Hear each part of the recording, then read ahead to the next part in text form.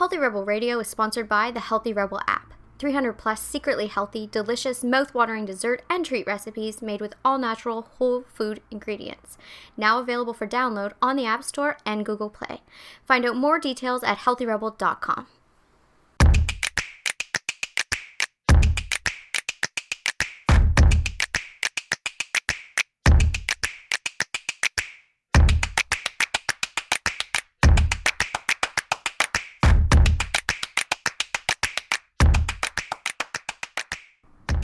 Welcome to Healthy Rebel Radio. I'm your host, Dr. David Dizer. I'm here with my Damie Health Healthy Rebel co-founder, Amy Lane. Good morning. Good morning. Let's get to the news. The Zika virus is back in the news. I mean, it's been there every day, but today it's something that you had told me last night. Obviously, everyone has picked it up this morning. It's about that the virus was transmitted sexually in Texas.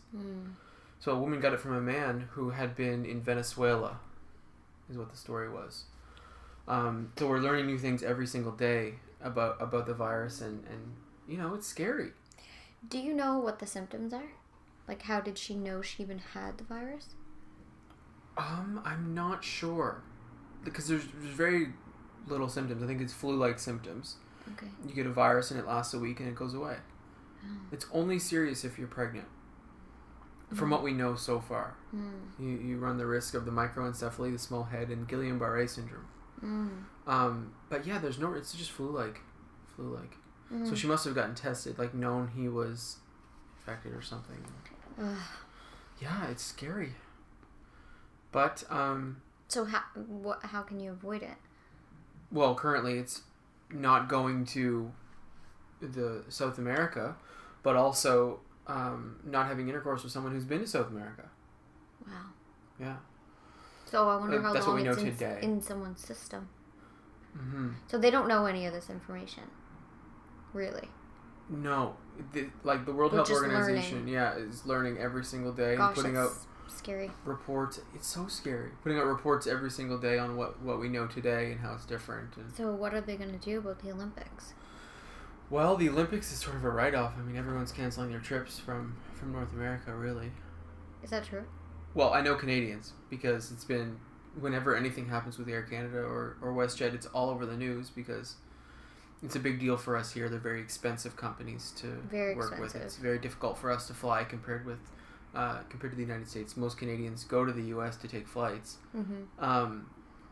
So yeah, whenever anything happens, like, it was a big deal that they're giving refunds for pregnant mothers who are planning on going to the Olympics. Wow. So, yeah. But we'll see. I mean, hopefully we start to get... So we don't know how long this could be in your system, or like how long it affects you if you're pregnant, because we haven't had the time yet. Is that correct? Exactly. So if you get the virus, then 2 years later you get pregnant, is there still negative ramifications? They don't think so. But they don't know. Yeah. So we're all kind of the... Okay. Most countries put out a warning and said, you know, until we know, don't get pregnant for 2 years. So scary. Yeah. Major. And there's no treatment or cure. No, there's no antiviral specific to it. No. Wow. It's new. I read some scandal this morning that people think that maybe these are caused by genetically engineered mosquitoes. Of course. There's a conspiracy for you that, you know, I don't know if anything will come of it, but... Why would they do that? Well, you know, it's a virus we haven't seen before, and really South America's only been dealing with it for a short period of time. Why did it all of a sudden begin, and how did the mutations occur, and do we have anything to do with it? No, and I'm saying, what's the conspiracy? Why would someone launch this virus? Good question. Oh, okay, so you don't know. You didn't look into the conspiracy for me. Well, I mean, the conspiracy is, like, viral infection round 2. There's conspiracies around other viral infections out there.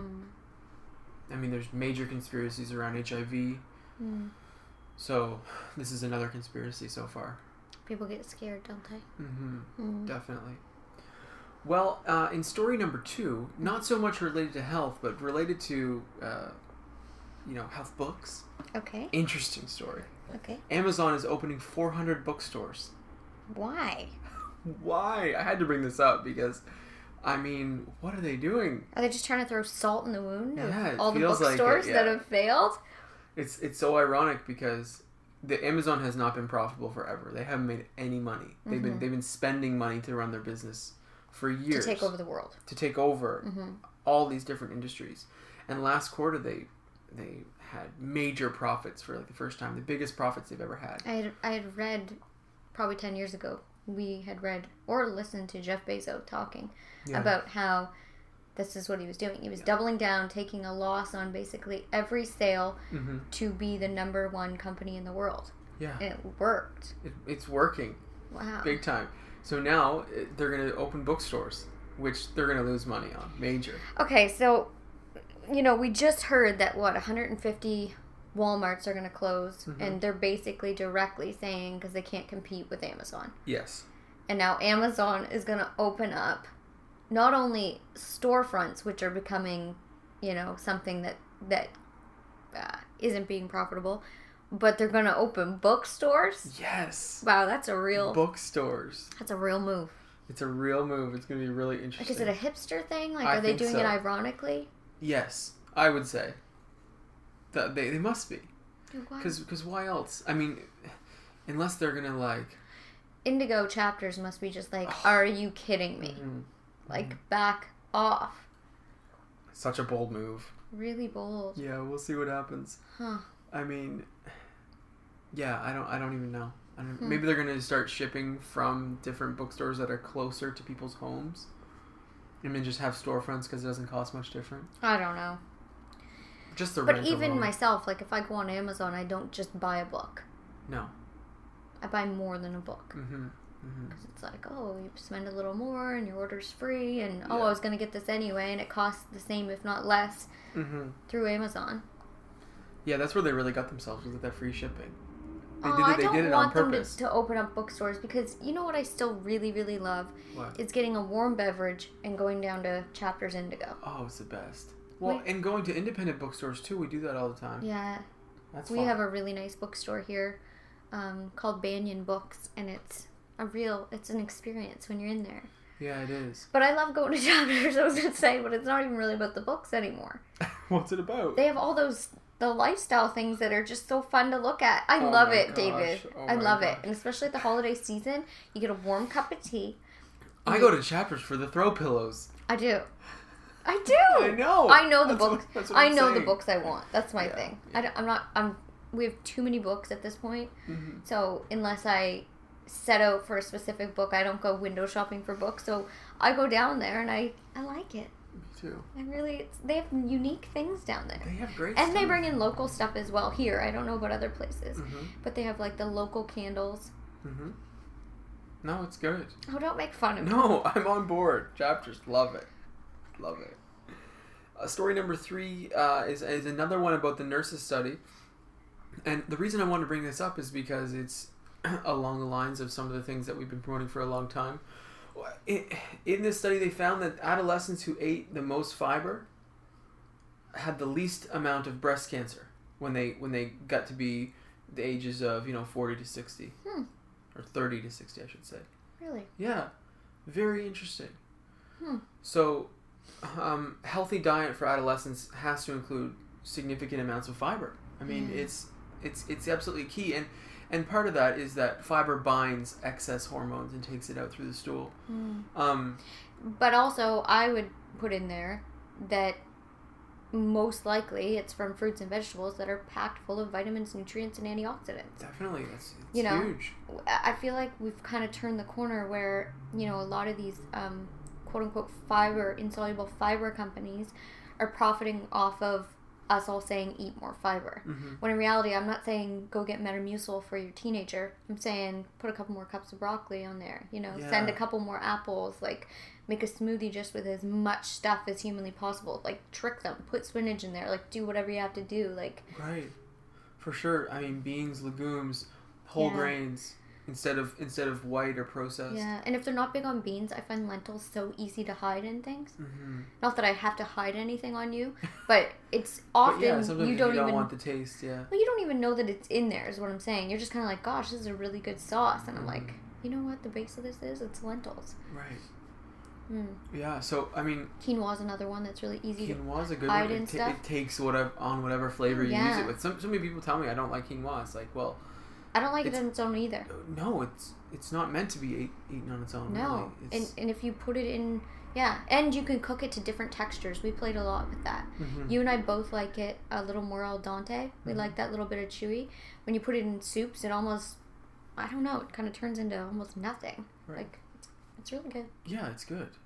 I mean, I think this speaks to promoting detoxification through the bowels, because we know the detox organs are the skin, lungs, and then the liver-bowel connection. And you have to have the bowels moving.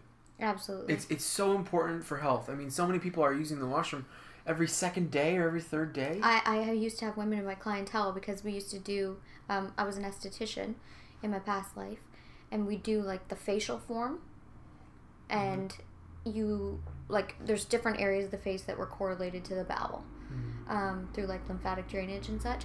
So if people were having areas in certain, congestion in certain areas, I'd often ask about bowel movements. Yeah. You would be shocked by the number of, well, I worked with mainly women that just, nonchalantly said once a week. I know. I hear it all the time too. And it makes me sad. Big time. You cannot feel good if your bowels are moving once a week. You just can't. Yeah, no, you're not bloated. You need to go to the washroom. Yeah. Yeah, big time. So, I mean, the dietary fiber, insoluble or soluble, can be helpful as long as you're getting enough water. And I was just going to say, fiber and then with water. And also you have to get over that hump. Like, I remember when I started eating a higher volume of vegetables, I was bloated. Yeah. And I'd have stomach pains, which was, basically gas. But you just have to get over that hump. A week to 2 weeks in, if you're also eating, drinking enough water and eating properly, like not shoving crap on top of it, your body's going to adjust, but you have to get over that hump. Yeah, definitely. And that often happens too with raw food, with raw veggies. Because when you're taking in raw insoluble fiber, then oftentimes when it's just the beginning, you don't have the enzymes to break it down. Yeah. That's why in the wintertime we recommend cooked veggies. And even just lightly steaming. Like the difference between, like sometimes I'll have raw broccoli and we kind of joke about the broccoli burps. If you eat it on top of something. Digestion is slow there and you're getting gas buildup. But if you just slightly steam it, not to the point of mush, not just slightly steam it, your digestion and you keep all those nutrients, it's much easier. Yeah, it's much better. Yeah. I mean, you can't discount the benefit of water in bowel movements. I mean, wait a second. I just have to say, I'm coming into the new year. No, I said, what did I say? I said did you sleep. say water? And I think I said water. Well, I fact mean, check. If I didn't say water, I add that to the list. Yeah, right. I'd be surprised if you didn't. Water is your number one. It's huge. It gives you energy. It gives you brain power. Your digestion. Your bowels move. Like your skin is clear. It's just. Well, and we both find that there's so many people are dehydrated, and it's a very simple solution to a lot of things. Oh, yeah. Like you think there's a big problem, and then you realize, oh, I'm having brain fog because I'm not hydrated. Like headaches as well. That can be game changing. Headaches is huge. People will take medications or, do all these things when all they had to do was drink water. Start with the simple solutions first. Definitely. And then go up from there. Oh yeah, for sure. I mean, you can't just eat and just allow it to sit there. The bowels they don't know what to do. They need to be hydrated and then they need that push. So it's really beneficial. Now, what types? I know there's a few different fibers that you do like to add to foods. Yes. You like ground flax. You like hemp seeds. I like ground flax, hemp seeds. Excuse me. Yeah, that's basically it. You'll do chia seeds as well. Yeah, I will. But that's another thing you have to be really careful with, because if people will read things that, say chia seeds or flax seeds are, amazing. they'll eat a bunch of it and then they don't drink the water. And if you want to test what's going on in your bowel, put a quarter cup of, chia seeds or flax seeds in a cup and then put, fill it up with water and then leave it overnight if you want to see what's going on in your bowel. It expands like 10 times its size. Definitely. And it's tight and it's packed and so that's what's going on. So that's awesome. It'll, clean out the sides of your bowels and, make things run smoothly. But if you're not pushing that through and adding that water to it, you're going to get clogged up. Yeah. I've seen this with chia seeds, huge, because people didn't know and they were being promoted as like the weight loss solution. Right.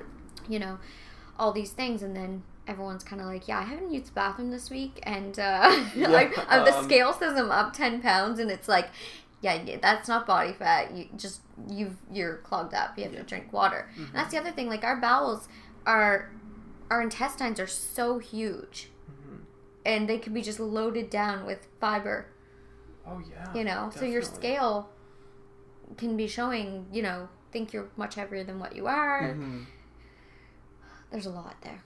Yes, there is a lot there. But hemp seeds, flax seeds, and chia seeds are great tools. Mm-hmm. Like sometimes I'll just put them in hummus, or I put chia seeds a lot in my desserts that I make, my raw dessert recipes, because they do add that fiber. Yeah, they do. And this isn't something you can fix in one day, so don't expect that when you make changes you're going to be good to go forever. Yeah. It's and that's why I don't recommend doing bowel cleanses and things like that when you've had problems for a long time, because I don't like laxatives. I don't like teaching the bowels to operate a certain way. That's not natural. There are a few things that I like that are gentle and quite safe. Okay. Like aloe vera. Yeah. Is a really good one. In the summer I put that in my stuff a lot. Aloe vera is a great one. It's soothing to the digestive tract and it helps move things along a little quicker. Yeah. But stick with the portion size. Which is usually an ounce, depending on the person. Right. The other thing I like is a type of fiber called psyllium, which is from NutriCleanse. It's also Metamucil. But you can't do too much, no matter how much water you drink. It's a very small amount. You have to find out what works for you. But a very small amount can be helpful. Vitamin C can be helpful. Magnesium is helpful. And magnesium, exactly. Vitamin C and magnesium, I mean, those two are very easy, quite safe, and my gosh, they can really help keep things moving. I'm obsessed with magnesium. I have a real... You are. It's so weird. I never took magnesium, and then I took it when you were helping me get my sleep cycle on track, and for me, it relaxed my body. I no longer had muscle cramps. My brain at night wasn't active. I was actually relaxed just from taking it. Like it lowered my anxiety. And my digestion was better. Yeah, it's excellent. Just from having and this isn't like having access magnesium. It was just the adequate amount of magnesium. Right. That obviously I wasn't absorbing or didn't have in my system at the time. Our food is depleted as well. Yeah. Our food is expected to have higher levels of magnesium than it does. I recommend magnesium all the time to people. Oh yeah, I love magnesium. I mean, it's helpful for adrenal function. So building cortisol and adrenaline is helpful. It's really the most useful thing I've seen with it, and you can attest to this, is relaxing the muscles. It tells the muscles to turn down. And for whatever, and I don't know if that's indicated, but it relaxed my mind too. Well, with most people, when the traps get tight, you can get this tension headache that goes up and above. Yeah, and that's what was happening with me. Right, but you don't even always have those symptoms. Like people sometimes will just have tight muscles, and then they can have anxious mind and maybe not even a tension headache, but you calm those muscles and everything starts to calm. Yeah. It just helps you be more centered, I guess. Yeah, and so I would take it, in the evening. And the one that you take is the magnesium glycinate. Now, there's different types of magnesium. The magnesium citrate is mostly used in a CalMag to prevent constipation from calcium. Citrate has more of an effect I've seen on the bowels and less on the muscles. But the magnesium glycinate is specific to adrenals, liver, muscles. It gets there easier than the citrate, in my opinion. So we use that. It's great. So yeah, I mean, what we were talking about really was breast cancer prevention for adolescents, setting them up for success later in life in terms of detox. And obviously it's having a hormonal influence. Very cool. Very cool. To And see those long-term studies, right? definitely. And I'd say that it is, at the time, beneficial for teenagers as well. Yes. You know. Brain function, immune function, Yeah. everything, because it all starts in the digestive tract. I Yeah. mean, we can't get away from that. No. Sorry, was there something else? No, I was just going to say, if I knew that when I was younger. Oh, yeah. I mean, me too. I just ate whatever. Yeah. Yeah. I know, but you had a pretty smooth transition into adulthood. I was a hot mess. Well, I had you helping me. It would be a mess now. It would be pizza and chicken fingers, and yeah, it would be a mess. There's one more study I want to go through, just a quick one. It's about depression and how depression can lead to other health issues. This is just a quick one that talks about depression in older adults increases the risk for stroke and heart disease. Oh. Yeah, so there's many reasons to try and step out of the depressive states, but oftentimes it's very difficult because low mood just becomes the norm. Well, and depression's a cycle. Depression is, once you're depressed, you know, basically everything is gray and everything is sad. It's really hard to get out of the ditch of depression. Mm-hmm. You don't have the motivation to want to feel better. Mm-hmm. You know, it's a very hopeless state, and unless you've ever been in depression, I think it's really hard to explain. It's not sad. No. It's a whole nother monster.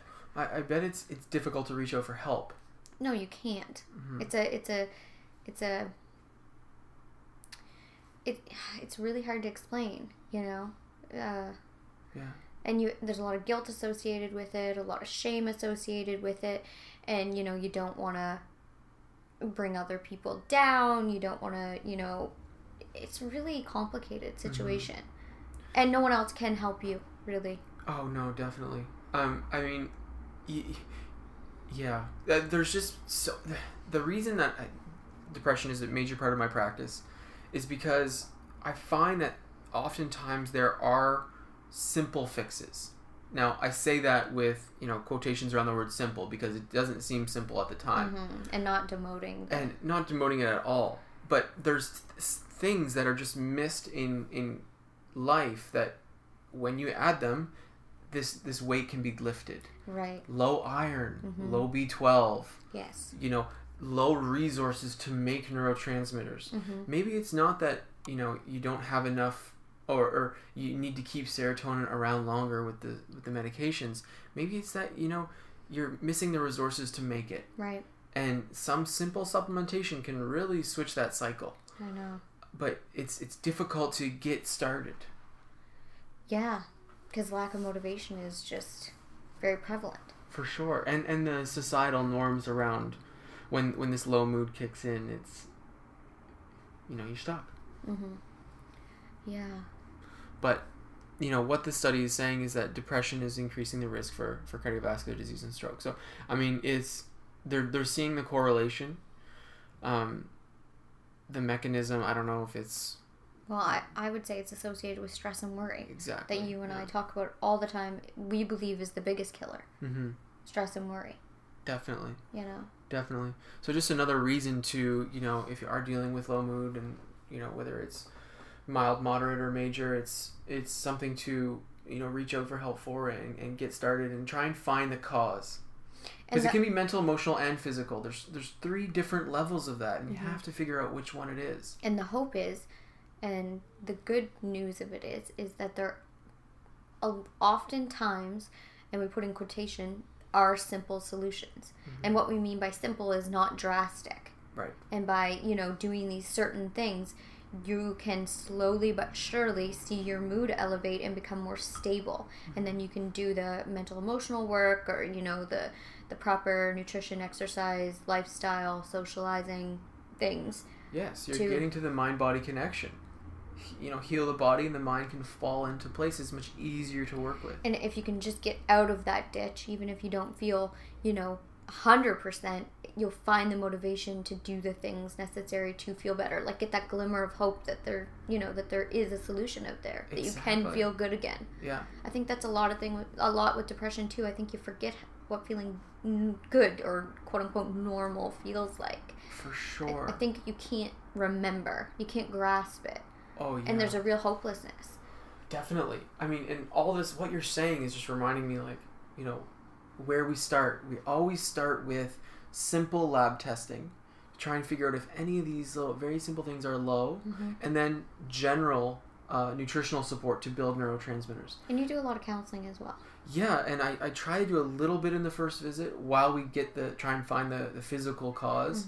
And then once that physical cause is taken care of in the second visit, then we have open space. Right. You now have the resources to participate. And it's powerful just to be able to speak to someone that isn't judging what you're saying. Definitely. That's huge. To have time as well.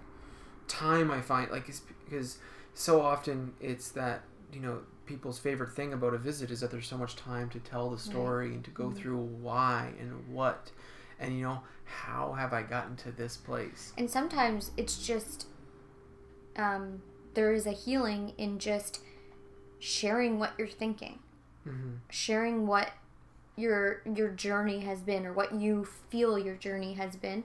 There's a level of healing to that, especially when you can speak to someone that isn't part of the storyline, or you don't feel that there's no judgment there. Like, sometimes just saying things out loud, you realize, oh, this isn't rational, oh, this was very painful. Like, you can kind of realize, oh, this was traumatic and I haven't dealt with this, or I'm beating myself up, this isn't a rational thought, like I'm being really hard on myself about this.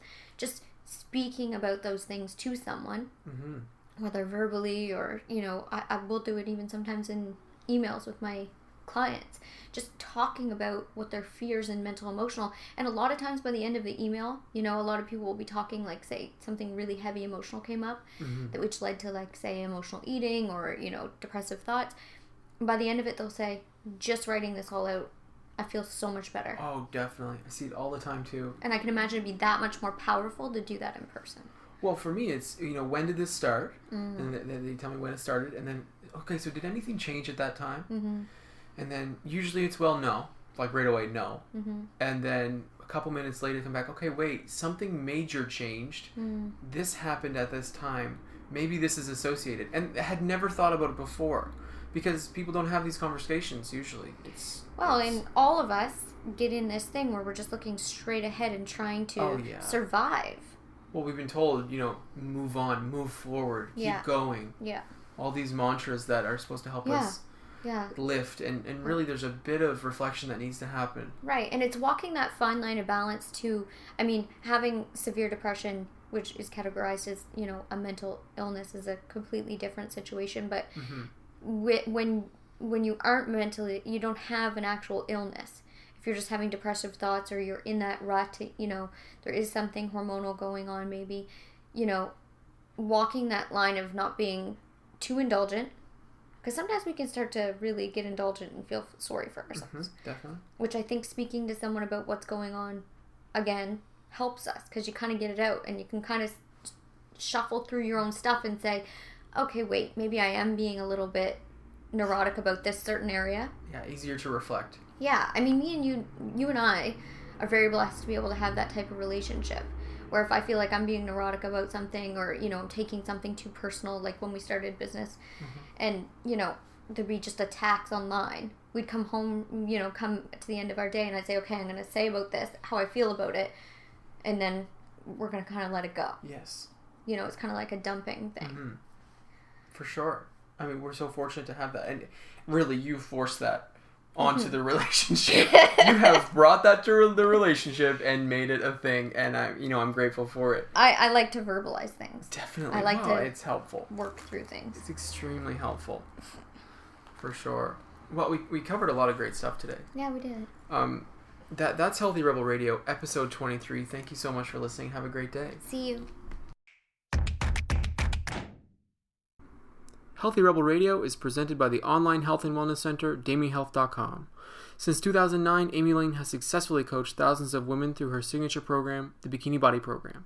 Join today to work exclusively with Amy to unveil your greatest yet to be from the inside out. Go to DamiHealth.com for more information. Thank you for listening to Healthy Rebel Radio. Please connect with us on our community pages on Facebook, Pinterest, and Instagram, all at the handle @DamieHealth.